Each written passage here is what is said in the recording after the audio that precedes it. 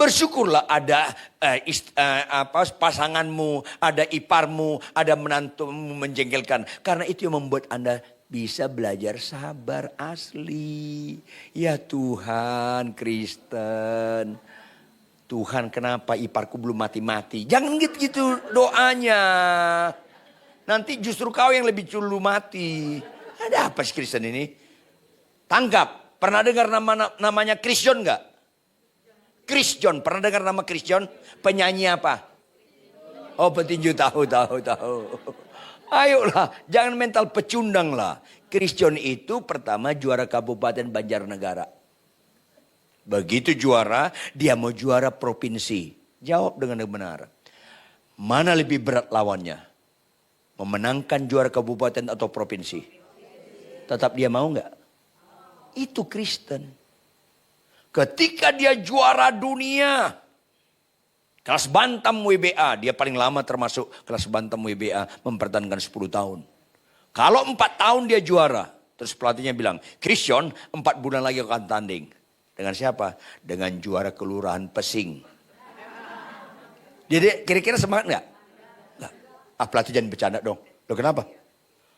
Jangan juara kelurahan Pesing dong, aku juara dunia. Jadi gimana? Aku badan tinju WBA, cari juara dunia WBC. Lu jangan asal ngomong Christian. Kenapa? WBC itu juara dunianya dari Meksiko, raja kau. Gua mau. Itu mental pemenang. Makin menjengkelkan suamimu, dia tidur. Aku mau. Gitu Kristen. Kristen. Jangan bodoh lah. Itu Tuhan adalah gembalaku. Kalau Christian gak mau tanding dengan juara dunia yang lain, itu pecundang. Makanya jangan nyanyi lebih dari pemenang. Tetap gak setia dalam perkawinan. Lu penipu itu namanya. Ayolah. Lebih dari pemenang. Itu mental-mental pemenang. Yang makin sulit lawannya makin suka dia. Itu Tuhanlah gembalaku. Saya ulangi. Ada 2 ibu-ibu. Ada berapa ibu-ibu? Ibu A dan ibu B. Anak mereka satu sekolah di BPK Penabur Kelapa Gading. Lulus dua-duanya. Dua-duanya cari perguruan tinggi. Anak ibu A masuk di Harvard University. Pernah dengar Harvard? Gampang gak masuk di situ? Gampang gak kuliah di situ? Gampang gak lulus dari situ? Catat dong, serba sulit di situ. Ibu B anaknya masuk kuliah di UBT. Pernah dengar UBT? Saya dramatisir sedikit kan saya yang khotbah. UBT, Universitas Baru Terdengar. Gampang masuknya, gampang kuliahnya, gampang lulusnya. Serba gampang di UBT, serba susah di Harvard. Serba susah. Jawab, ibu mana yang bangga terhadap anaknya? Jangan cengenglah. Pak Ridwan, sulit sekali suami saya ini. Kau lagi kuliah di Harvard. Ada apa Kristen ini? Banggalah. Nggak ada amin kalau khotbah begini. Susah, tapi Tuhan adalah gembalaku. Ngawur Anda ini. Makin sulit Anda menghadapi menantu Anda. Makin senang dan bangga. Karena kita kuliah di Harvard. Atau Anda kuliah di UBT. Mental tempe Anda ini.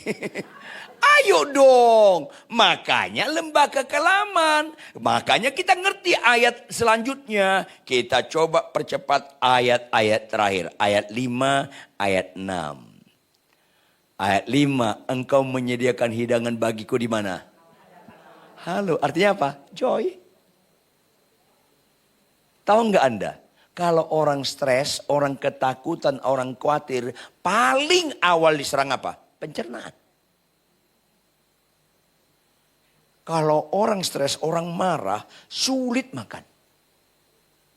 Kalau istri saya marah, kesukaannya gado-gado, main di gado-gado. Marah dia.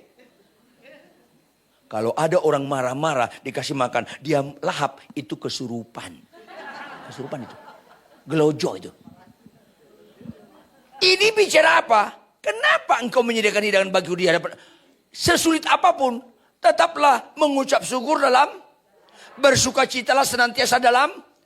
Itu Kristen. Kenapa Kristen ini salah? Karena sebenar-benarnya Tuhan gak gembala Anda. Kalau Tuhan gembala Anda, gak ada alasan untuk tidak mengucap syukur. Kalau Tuhan gembala Anda, nggak ada alasan Anda untuk tidak joy. Itu Kristen. Bukan bohong Alkitab. Mengucap syukur dalam segala hal. Bersukacitalah senantiasa dalam Tuhan. Sekaligus kekalahan bersuka. Itu nggak ada bohongnya. Lu aja yang bohong nggak mau lakukannya. Karena jangan-jangan bukan Tuhan gembala Anda. Maka nilai-nilainya apa? Lihat. Engkau mengurapi kepalaku dengan pialaku. Ini baca dengan benar. Arti urapan dengan minyak. Fokusnya bukan minyaknya. Saya sedih banyak hamba-hamba Tuhan Kristen bawa minyak-minyak urapan. Ada apa sih Kristen ini? Sesat banget orang Kristen ini.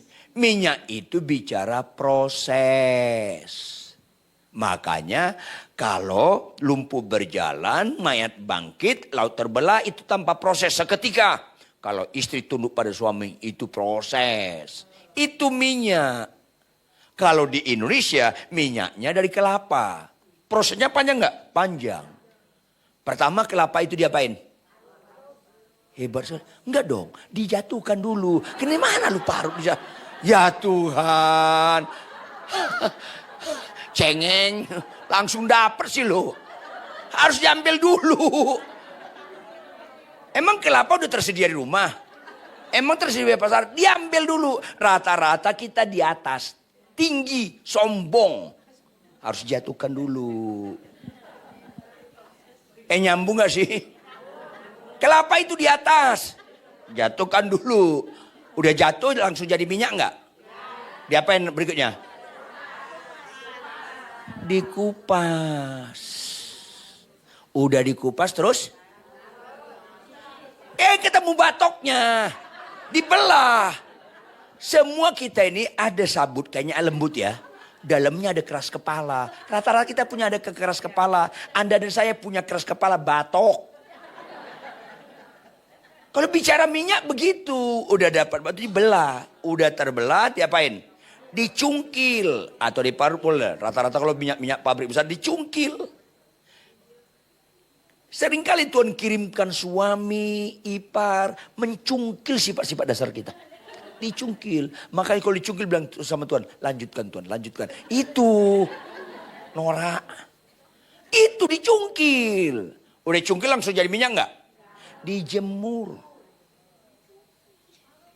Baru itu mulai baptisan api. Dijemur.